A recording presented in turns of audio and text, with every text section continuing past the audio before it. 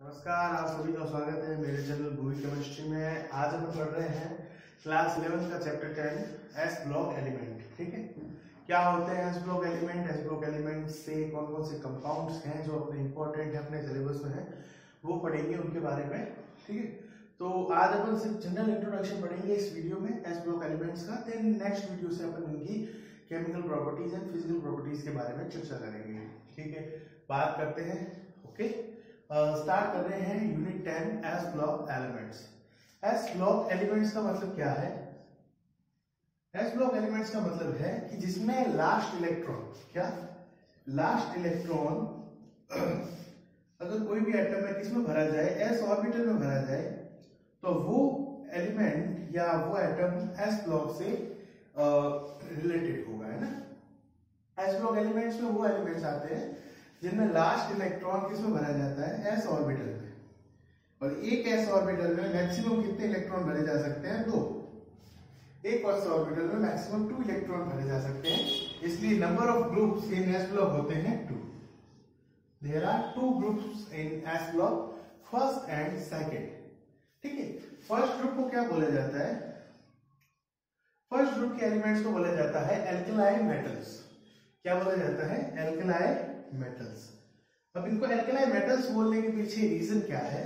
तो first group के element सबसे पहली बात मेटालिक होते हैं, और सेकंड बात उनके जो ऑक्साइड्स और हाइड्रोक्साइड्स होते हैं। अब ये इनके क्या है ना, फर्स्ट ग्रुप के एलिमेंट्स के जो ऑक्साइड्स और हाइड्रोक्साइड्स होते हैं, ये बेसिक नेचर के होते हैं। ये बेसिक नेचर के होते हैं, और बेसिक को क्या बोला जाता है? बेसिक को ही एल्कलाई बोला जाता है। इस कारण इनको क्या बोला जाता है? Alkaline metals. मीनिंग ये मेटल्स होते हैं जो जिनके ऑक्साइड्स एंड हाइड्रोक्साइड्स वाटर में क्या बनाते हैं? बेसिक सॉल्यूशन बनाते हैं, और बेसिक सॉल्यूशन होने के कारण ही इनको क्या बोला जाता है? एल्कलाइन मेटल्स बोला जाता है। ठीक है, अब बात करते हैं कि ग्रुप सेकेंड। ठीक है, ये तो था अपने पास ग्रुप फर्स्ट, अब है अपने पास ग्रुप सेकंड। ग्रुप सेकंड के एलिमेंट्स को एल्कलाइन अर्थ मेटल्स बोला जाता है। अब इनको एल्कलाइन अर्थ मेटल्स बोलने के पीछे रीजन क्या है? रीजन उनका ये है कि ये जो मेटल्स होते हैं वो सबसे पहले अर्थ क्रस्ट से मिलते हैं। इन मेटल्स को अर्थ क्रस्ट से निकाला जाता है या अर्थ क्रस्ट से फाइंड आउट किया जाता है। ठीक है, इसलिए इनको अर्थ मेटल्स बोला जाता है। और सेकंड जो एल्कलाइन है, एल्कलाइन का मतलब होता है बेसिक नेचर। बेसिक नेचर, तो इनका बेसिक नेचर होता है जो इनके ऑक्साइड्स और हाइड्रोक्साइड होते हैं वो भी कैसे होंगे? बेसिक नेचर के होंगे। इस कारण इनको एल्कलाइन अर्थ मेटल्स बोला जाता है। अर्थ क्यों लगाया जाता है? क्योंकि अर्थ क्रस्ट से इनको ऑब्टेन किया जाता है या प्राप्त किया जाता है। ठीक है, उसके बाद बात करते हैं कि इनके कॉमन इलेक्ट्रॉनिक कॉन्फ़िगरेशन क्या होते हैं। तो इनके कॉमन इलेक्ट्रॉनिक कॉन्फ़िगरेशन होते हैं सबसे पहले नोबल गैस देन NS1, और या फिर नोबल गैस देन NS2। ठीक है, फर्स्ट इलेक्ट्रॉन एक तो NS1 होगा और देन NS2। ये हो जाएगा आपके ग्रुप फर्स्ट के लिए, और ये हो जाएगा ग्रुप सेकंड के लिए।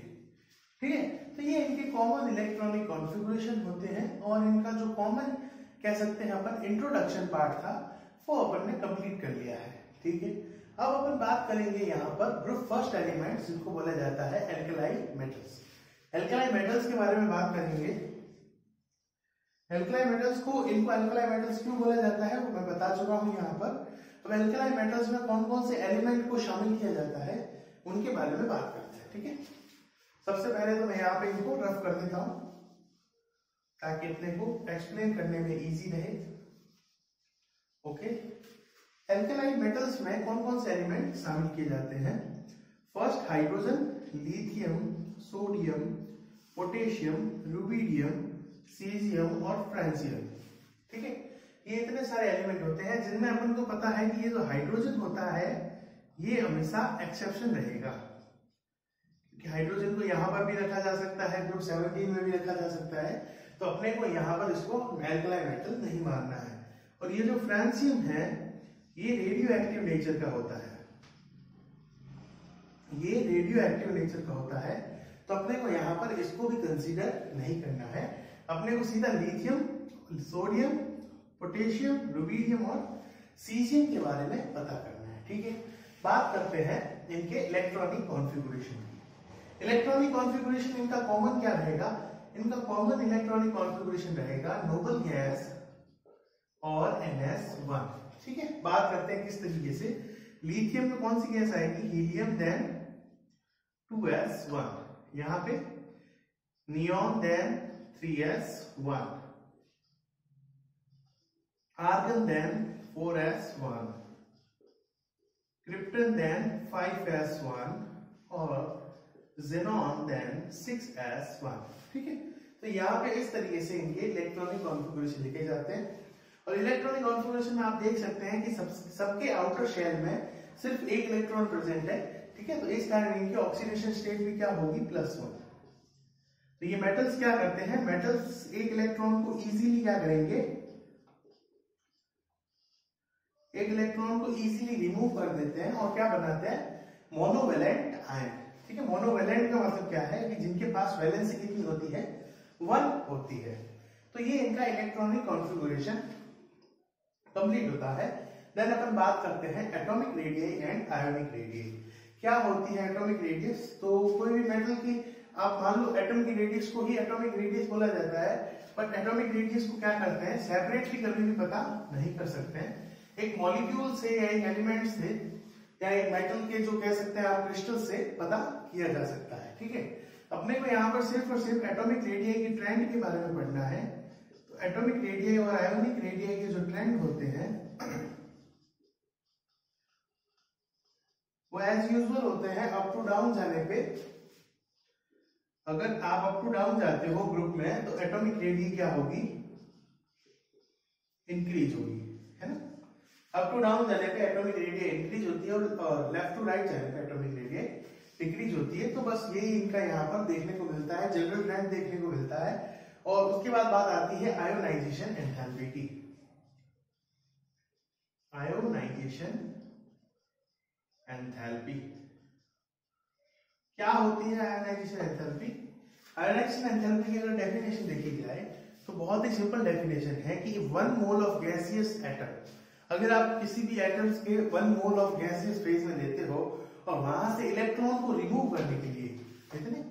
एक इलेक्ट्रॉन को उनके आउटर शेल से रिमूव करने के लिए जो अमाउंट ऑफ एनर्जी दिया जाता है उसको आयोनाइजेशन एंथैल्पी बोला जाता है। ठीक है, और ये हमेशा किसमें लिखी जाती है? किलो जूल पर मोल इनवर्स, किलो जूल पर मोल, किलो जूल पर मोल में लिखी जाती है। मतलब एक मोल के लिए जितना अमाउंट ऑफ एनर्जी चाहिए होता है इलेक्ट्रॉन को रिमूव करने के लिए आउटर शेल में से, उसको उसकी आयोनाइजेशन एंथैल्पी बोला जाता है। आयोनाइजेशन एंथैल्पी के जो ट्रेंड्स होते हैं वो कैसे होते हैं? अप टू डाउन जाने पे आयोनाइजेशन एंथैल्पी की वैल्यू क्या होगी? डिक्रीज होगी, और लेफ्ट टू राइट जाने पे इंक्रीज होगी। ठीक है, बट यहाँ पे जो देखा जाता है कि जो ग्रुप 1 के एलिमेंट्स हैं, जो ग्रुप फर्स्ट के एलिमेंट है, ग्रुप 1 के एलिमेंट है, इनकी आयोनाइजेशन एंथैल्पी की वैल्यू बहुत कम होती है या लेस होती है। ठीक है, अब इनकी वैल्यू लेस होने के पीछे रीजन क्या है? तो इनकी वैल्यू कम होने के पीछे रीजन ये होता है कि अगर ये एलिमेंट एक इलेक्ट्रॉन रिमूव कर देते हैं, अगर ये एलिमेंट एक इलेक्ट्रॉन रिमूव कर देते हैं तो इनके पास नोबल गैस का स्टेबल कॉन्फ़िगरेशन हो जाता है। तो सीधी सी बात है, स्टेबल कॉन्फ़िगरेशन के लिए ये इजीली 1 इलेक्ट्रॉन को रिमूव करने की कोशिश करते हैं। कैसे? यहाँ पे सोडियम लेते हैं, सोडियम का इलेक्ट्रॉनिक कॉन्फ़िगरेशन क्या रहेगा? सोडियम का इलेक्ट्रॉनिक कॉन्फ़िगरेशन रहेगा नियॉन और 3s1। ठीक है, अब ये क्या करेगा? एक इलेक्ट्रॉन को रिमूव कर देगा। तो यहां पर जब सोडियम प्लस की बात की जाएगी तो यहां पर इलेक्ट्रॉनिक कॉन्फ़िगरेशन क्या रहेगा? नियॉन का प्लस इलेक्ट्रॉन। ठीक है, अब ये जो नियॉन है वो एक नोबल गैस है, तो ऑब्वियस सी बात है ये ज्यादा स्टेबल होगा। इसलिए क्या होगा कि ये इजीली ही एक मोनोवैलेंट आयन में कन्वर्ट हो जाते हैं और इजीली क्या करते हैं? एक इलेक्ट्रॉन डोनेट कर देते हैं। ओके, देन इजी है, ये हो गया आयोनाइजेशन एंथैल्पी के बारे में। देन अपन बात करते हैं हाइड्रेशन एंथैल्पी के बारे में। हाइड्रेशन एंथैल्पी एक इंपॉर्टेंट टॉपिक है और नया टॉपिक है अभी। ठीक है, ये तो अपन फिर भी 3rd चैप्टर में पढ़ चुके हैं इनके बारे में, इनके इंट्रोडक्शन के बारे में और इनकी प्रॉपर्टीज एंड ऑल। बट यहाँ पे हाइड्रेशन एंथैल्पी एक नया टॉपिक है, देखते हैं। हाइड्रेशन एंथैल्पी होता है 1 mole of ions, 1 mole of ions का हाइड्रेशन, हाइड्रेशन मतलब वाटर को ऐड करना, हाइड्रेशन मतलब addition of water. 1 mole of ions के अगर हाइड्रेशन में जो अमाउंट ऑफ एनर्जी रिलीज होती है उसको बोला जाता है hydration energy. Release amount of energy is known as hydration energy. ठीक, यहां पे एक एग्जांपल ले सकते हैं, जैसे लिथियम क्लोराइड।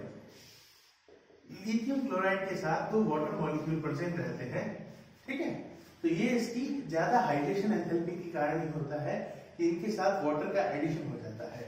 एक बात हमेशा याद रखें, आयन की जो साइज है, आयन की साइज जितनी कम होगी हाइड्रेशन एंथैल्पी उतनी ही ज्यादा होगी। तो इस तरीके से आयन की साइज का और हाइड्रेशन एंथैल्पी का इनवर्सली प्रोपोर्शनल एक रिलेशनशिप बनता है। मतलब अगर हाइड्रेशन एंथैल्पी बढ़ती है तो आयन की साइज क्या होगी, कम होगी। आयन की साइज क्या होगी, कम होगी। तो यहाँ पर इनके लिए जो ऑर्डर लिखा जाएगा वो ऑर्डर किस तरीके से लिखा जाएगा, ऑर्डर लिखा जाएगा सबसे कम, सबसे ज्यादा होगी लिथियम के लिए, देन सोडियम के लिए, देन पोटेशियम, देन रुबीडियम, और सबसे कम वैल्यू होगी हाइड्रेशन एंथैल्पी की सीजियम के लिए। ठीक है, जैसे जैसे साइज बढ़ती जाती है वैसे वैसे हाइड्रेशन एंथैल्पी की वैल्यू कम होती जाती है। ओके, देन ये हो जाते हैं अपने पास ये चारों प्रॉपर्टीज कंप्लीट। अब अपन बात करेंगे physical properties of alkali metals. ठीक है, तो आई थिंक सही से समझ में आ रहा है आपको, और मैं ये वाला पार्ट रफ कर रहा हूं। देन अपन आगे स्टार्ट करते हैं फिजिकल प्रॉपर्टीज। फिजिकल प्रॉपर्टीज के बारे में पता करते हैं। ठीक है, तो फिजिकल प्रॉपर्टीज के बारे में पता करते हैं। तो यहाँ पे अपन अभी 2 पॉइंट ही पढ़ते हैं, फ्रेम टेस्ट अपन नेक्स्ट वीडियो में देंगे। ठीक है, यहाँ पे अपन अभी सिर्फ 2 पॉइंट ही पढ़ते हैं। पहला पॉइंट आता है कि इनकी फिजिकल प्रॉपर्टीज में सबसे पहली बात आती है फिजिकल अपीयरेंस की, जो होती है जैसे सिल्वरी व्हाइट, मतलब एकदम चांदी जैसे चमकदार होते हैं। और दूसरी बात है ये मेटल सॉफ्ट होते हैं। सॉफ्ट का मतलब क्या है, यहाँ पर सॉफ्ट का मतलब ये है कि जिनको इजीली चाकू से काटा जा सके, तो easily cut by knife. Easily ये क्या है, चाकू से काटे जा सकते हैं। जैसे सोडियम मेटल, सोडियम मेटल इतना सॉफ्ट होता है कि आप उसको इजीली कट कर सकते हैं, जबकि बाकी मेटल्स सॉफ्ट नहीं होते, हार्ड होते हैं। जैसे आप अगर बात करें सोडियम के अलावा, जैसे कॉपर भी एक मेटल है, तो कॉपर को अपन चाकू से नहीं काट सकते। ठीक है, कॉपर एक हार्ड मेटल होता है, जबकि सोडियम बहुत ही सॉफ्ट मेटल होता है, इसको अपन इजीली कट कर सकते हैं। ठीक है, और उसके अलावा melting and boiling points are low. Melting और बॉइलिंग पॉइंट एल्कलाइन मेटल्स में कम होते हैं। ठीक है, तो यहां पर कोई भी चीज होती है तो उसके पीछे कुछ ना कुछ रीजन होता है। मेल्टिंग और बॉइलिंग पॉइंट कम होने के पीछे रीजन है मेटेलिक बॉन्डिंग का कम होना। Metallic bonding less metallic bonding होने के कारण यहाँ पर मेल्टिंग एंड बॉइलिंग पॉइंट कम होते हैं। बात ऐसी होती है कि यहाँ पर इनके पास बॉन्डिंग के लिए एक इलेक्ट्रॉन प्रेजेंट रहता है। इन इलेक्ट्रॉन से जो बॉन्डिंग होगी वो वीक ही होगी। तो यहाँ पर वीक बॉन्डिंग होती है, वीक मेटेलिक बॉन्डिंग, और वीक मेटेलिक बॉन्डिंग के कारण यहाँ पे क्या होते हैं, melting and boiling point decrease हो जाते हैं या कम हो जाते हैं। मेटेलिक बॉन्डिंग क्या होती है, दो मेटल्स के बीच में जो बॉन्डिंग होती है, जैसे Na, तो ये जो बॉन्डिंग है, दो मेटल्स के बीच में जो बॉन्डिंग होती है उसको मेटेलिक बॉन्डिंग बोली जाती है। तो ये एलिमेंट ऐसा तो है नहीं कि जैसे सोडियम है तो वो एटॉमिक फॉर्म में एग्जिस्ट करेगा। एटॉमिक फॉर्म में वो कभी एग्जिस्ट नहीं करेगा।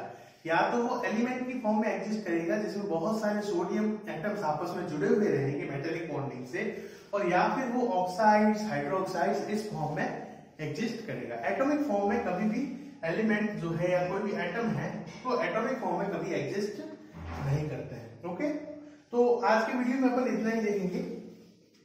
नेक्स्ट वीडियो में अपन इसके आगे के टॉपिक्स जैसे फ्लेम टेस्ट है, केमिकल प्रॉपर्टीज हैं, उनके बारे में चर्चा करेंगे या उनके बारे में डिस्कशन करेंगे। तो मिलते हैं आपसे नेक्स्ट वीडियो में। वीडियो को लाइक कीजिए, शेयर कीजिए और चैनल को सब्सक्राइब कीजिए। Thanks for watching our video.